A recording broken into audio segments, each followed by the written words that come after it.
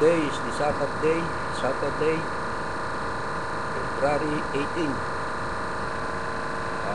We will continue our Bible study for today is about the writings of Paul to the Galatians.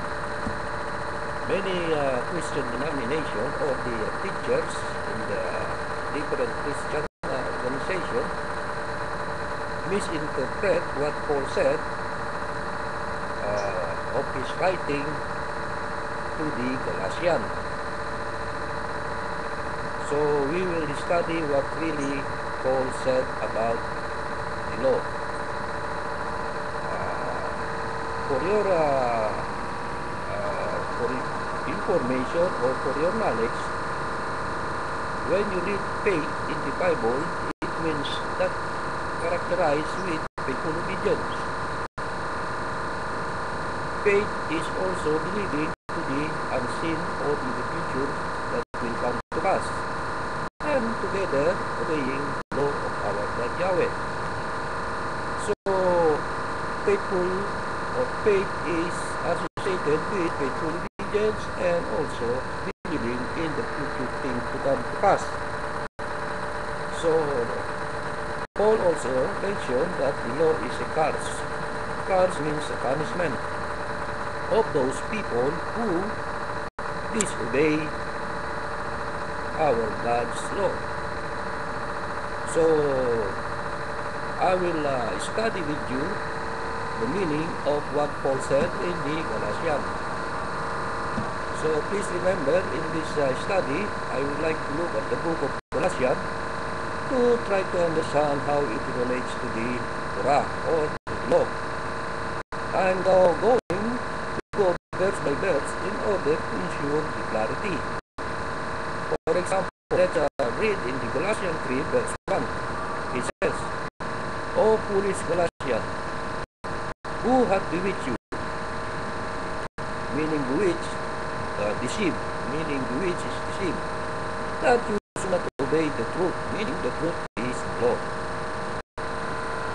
Before whose eyes our Lord Yeshua, Messiah, had been evidently set forth, crucified among you. So we will continue that in the Galatians 3, in chapter 3, verse 2, it continues, it says, this only would I learn of you, receive you the Spirit by the works of the law, meaning obedience of the law, or by hearing of faith. Hearing of faith meaning faithful obedience, not only by hearing. That's what Paul said. The obvious answer is that they received the Spirit by the hearing of faith. Hearing of faith meaning the law, teaching of the law through faith. It's combined with faithful obedience. So we will continue again in Galatians 3, verse 3. Are you foolish? Having begun in the Spirit, are you now made perfect by the flesh? So in that obvious answer is that they are not made perfect by flesh. It means we are made perfect in the Spirit. So let's continue again in Galatians 3 verse 4. Have you suffered so many things in vain? Yet it be in vain. Continue. He therefore that the mystery the Spirit, ministry means teaching you the Spirit, and work miracles among you. Do it by the works of the law, meaning by the works of the law, obedience of the law of our God, or by the hearing of faith. Faithful obedience, that's the gospel. Hearing of faith means hearing the gospel. The obvious answer is that the ministering is by hearing of faith, hearing of faithful obedience. That's what Paul said, is what it means. So, continue again in Galatians 3 verse 6. Even as Abraham believed God, and it was accounted to him for righteousness. Because righteousness is righteous to our God Yahweh through his faithful obedience. Here we see that faith is defined by the action of Abraham, who demonstrated his faithful obedience by believing a sense regarding a son, meaning how Yahweh promised Abraham to have a son, which name will be is Isaac, and leaving Ur to go to the land of Canaan. We can read that in Genesis chapter 15, verse 1 to 17. And I will explain that verses to make our study short. I will explain what that verses means in that Genesis chapter 15, verse 1 to 17. It means that the faithful obedience of Abraham was acknowledged by our God Hashem when he made an unconditional covenant. Covenant means the contract between our God Yahweh and Abraham. This covenant involved three things, which our God Yahweh promised Abraham. Number one is Abraham will be bound to our God Yahweh. And number two, he promised an inheritance in the land of Canaan. And number three, a promise of a son or offspring. So, by examining these three things carefully, one can see that these three things are normally the result of marriage covenant. This suggests that the covenant between the parts was a covenant that promised marriage between Isaac and Abraham and also his seeds. So, marriage covenant is the contract between our God Yahweh or Abraham. So the contract, written under the contract, are the obedience of the law, which God gave to Abraham.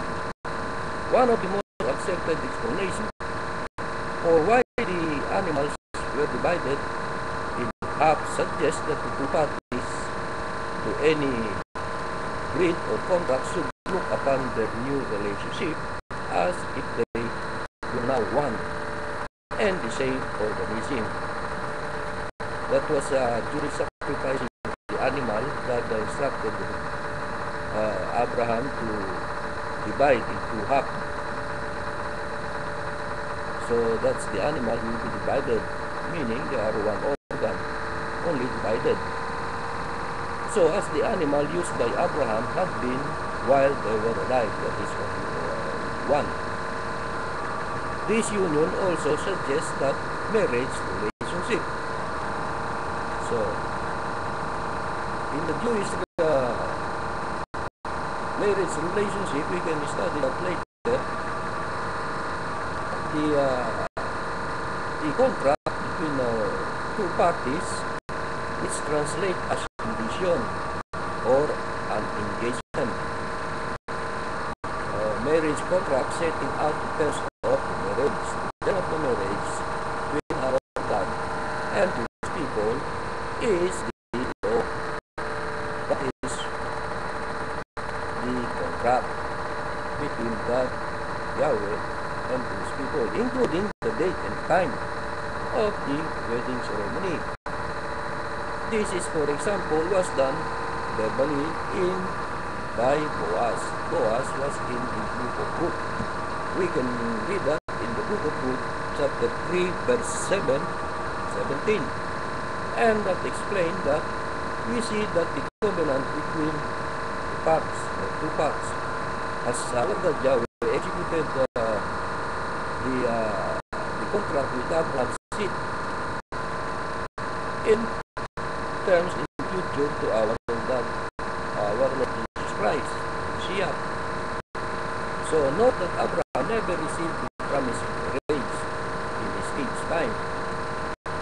He never received the promised inheritance, nor did he receive the promise of numerous offspring. There is that Hashem will add the letter of the promise to Abraham's name, whereby changing it to Abraham.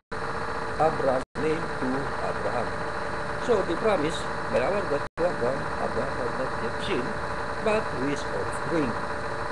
They have not seen the promised land, but to his offspring, which is the 12 tribes of Israel. You know, the contract was renewed during Moses' time. Law given to Moses, that is the marriage contract. Let's continue again and let's examine in the Galatians, writing by Paul. We can read that in the Galatians 3, chapter 7.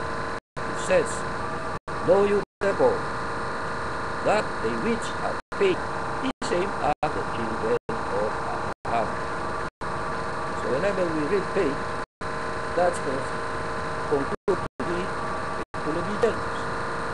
Now, let's continue examining the Galatians. In Galatians, those that have full obedience to Abraham are his offspring, meaning the offspring of Abraham, the 12 tribe of Israel, and also that is the promise of our God Abraham. In Galatians 3, verse 8, and it says, "And the scripture foreseeing that God will justify the heathen through faith," meaning justification through the righteous people, through faith, full obedience again. Preach therefore the gospel unto Abraham, saying, "In this shall all nations be blessed." So the Gentiles are also justified by full obedience, meaning Gentiles in those times are not the 12 tribes of Israel, but at this present time we can consider as Gentiles because we are one of the 10 lost tribes of Israel. So this is also for our blessing.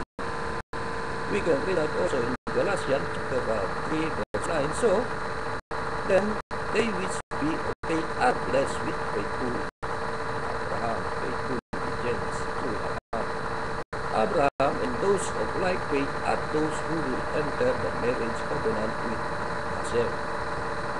So the next verses describe those that fail to obey the law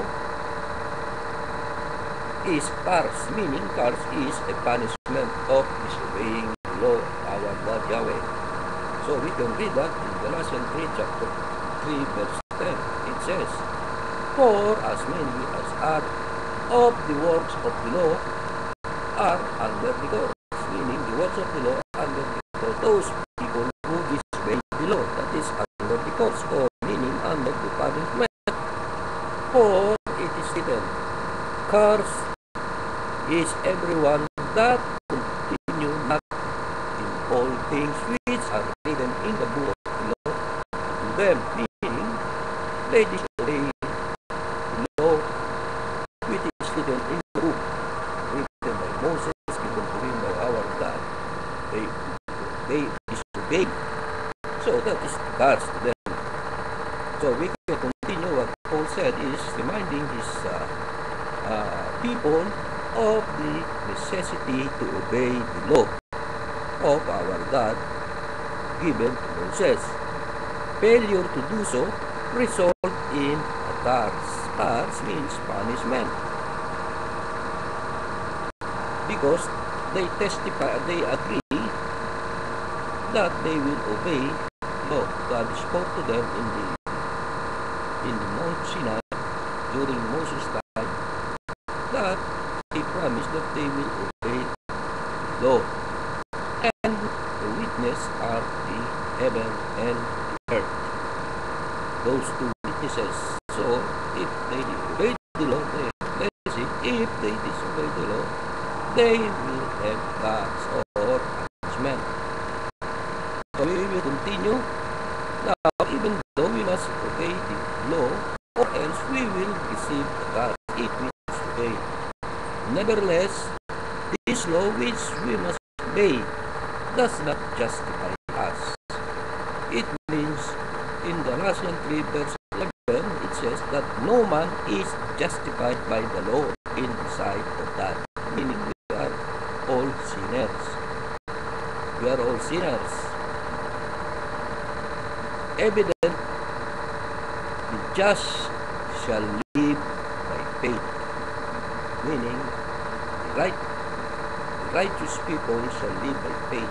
Live by faithful obedience to the law. That's what Paul said, meaning of Paul. Those who are just, meaning just is the righteous people obeying the law. That is those who faithfully obey the law. These are the one who will live my faith. Live my faith. These are the one who will enter the marriage covenant which our God Yahweh made with Abraham. Marriage covenant. If we obey the law, we are under the marriage covenant of our God Yahweh. So also Paul now reiterates that the only way to have life or the eternal life is emphasized is to do the law, and with this believing that our Lord Yeshua is our life for salvation. So in Galatians 3 verse 12, and says the law is not of faith, but the man that do them shall live them. Meaning, Paul said that faith only without action, but faith with action to do them shall live them. So that's what Paul's meaning of writing. So let me restate the verses on the writing.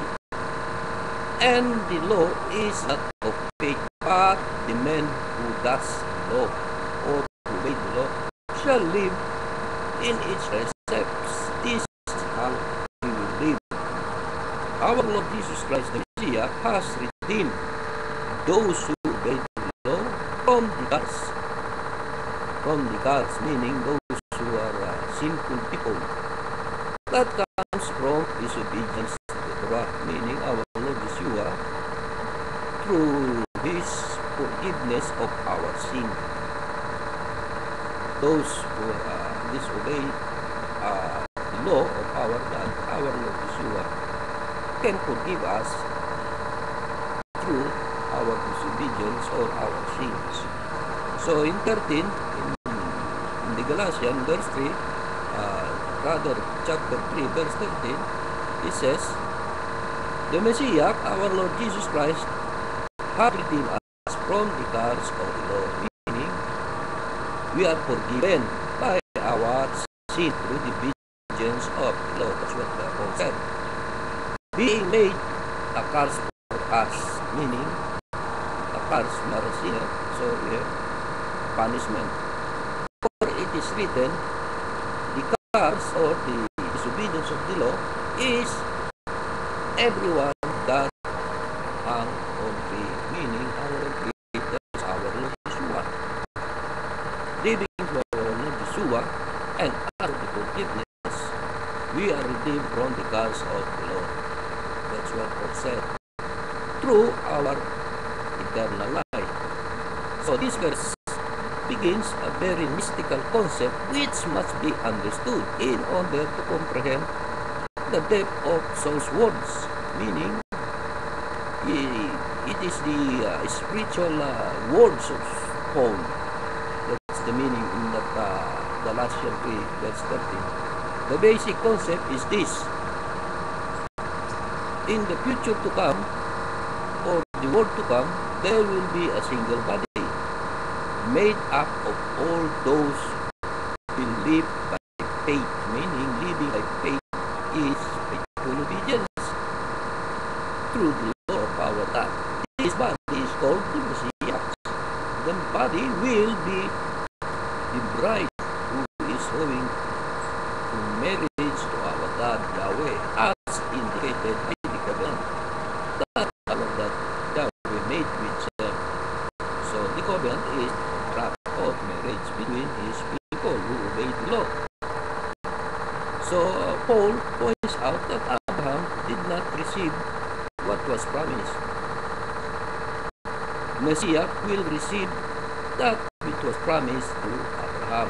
Abraham as a part of the body of Messiah. Messiah is our Lord Yeshua. Will then receive what was promised. We can read that in Galatians 3 verse 14. It says that the blessing of Abraham might come on the Gentiles. Please do remember the Gentiles are those who lost life in this present time of Israel. Through our Lord Jesus Christ, Messiah, that we might receive the promise of the Spirit through faith. So through faith also means faithful obedience. Let's sum up this. We entered the covenant of Abraham, which means the marriage covenant, by having faithful obedience of Abraham. So the marriage of Abraham, the contract written on the contract of the covenant is law. That is law, the contract. So we can read that again in chapter 3 verse 15. It says, Brethren, I speak up the manner of men. True it be but a man's covenant, yet it be confirmed.